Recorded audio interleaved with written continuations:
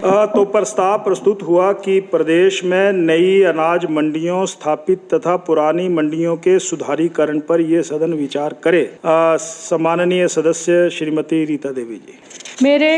इंदौरा क्षेत्र में ज़्यादातर लोग जो हैं वो किसान हैं और पूरी तरह खेती बाड़ी पर निर्भर करते हैं। उसमें बाग बगीचे, सब्जियां, गन्ने, धान, बाग, गेहूं की जो फसल जो है वो काफ़ी मात्रा में पैदा करते हैं, जिसमें ज़्यादा जो है वो गेहूं और धान की फसल जो है बहुत ज़्यादा होती है। और पंजाब से लगती हमारा एरिया है, बॉर्डर एरिया, तो ज़मीन भी इतनी उपजाऊ है कि पूरे हिमाचल प्रदेश को गेहूं और धान की फसल जो है वो पूरी कर सकती है। महोदय, मेरे जो हिमाचल के किसान यानी हमारे इंदौरा के किसान जो थे वो हज़ारों क्विंटल फसल अपनी जो है वो पंजाब में खुली मंडियों में पंजाब के लोगों के नाम से ही बेचते आ रहे थे। लेकिन हमारी सरकार ने, सेंट्रल सरकार ने, जब ये बिल जो नया बिल कृषि बिल जो पारित किया तो पंजाब के जितने भी किसान थे वो उस बिल को लागू नहीं करने देना चाहते थे और सभी किसान जो है वो धरने पे बैठ गए। इसके साथ साथ किसान थे, हमारे इलाका के किसान थे, उनको भी धरने में शामिल करने के लिए वो ज़बरदस्ती करते रहे। लेकिन मैं धन्यवाद करना चाहती हूँ अपने हिमाचल के सभी किसान भाइयों का, जो एक भी किसान जो है वो उनके साथ धरने में नहीं बैठा। महोदय,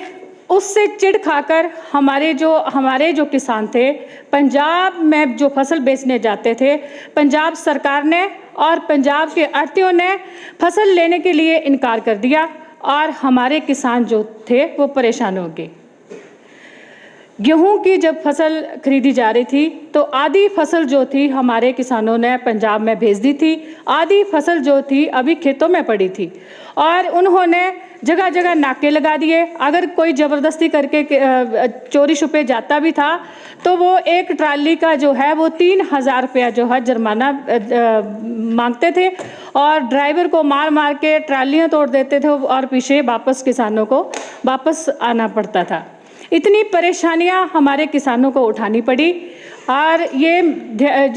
मुद्दा जब माननीय मुख्यमंत्री जी के ध्यान में हमने लाया तो माननीय मुख्यमंत्री जी का मैं दिल की गहराइयों से अपने किसानों की तरफ से अपनी तरफ से दिल की गहराइयों से धन्यवाद करती हूँ, आभार व्यक्त करती हूँ कि 15 दिन के अंदर अंदर जो है वो अस्थायी रूप से FCI वालों से बात करके माननीय मुख्यमंत्री जी ने मंडी जो है वो मेरे ठाकर द्वारा में खुलवाई और जो आधी फसल हमारी गेहूँ की थी वो हमारे किसानों ने उस मंडी में बेची। महोदय, उसी तरह जब 2 महीने पहले जब धान की फसल हमारे किसानों ने तैयार की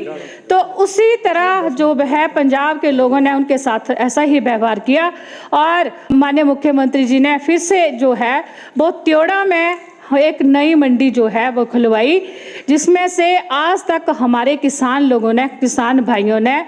40,000 क्विंटल जो है वो अपना धान जो है वो उस मंडी में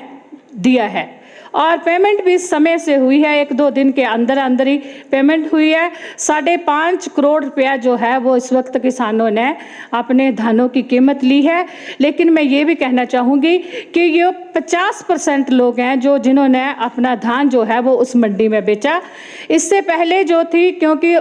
किसानों ने जो कटाई थी वो पहले ही शुरू करती धान की और 15 दिन पहले लोगों ने अपनी फसल जो थी वो काट कर तैयार कर दी थी और 15 दिन के बाद जो मंडी खुली है वो 15 दिन के बाद खुली थी और लोगों ने चोरी छुपे जो है वो आधा धान अपना जो है वो पंजाब में भी बेचा था। मैं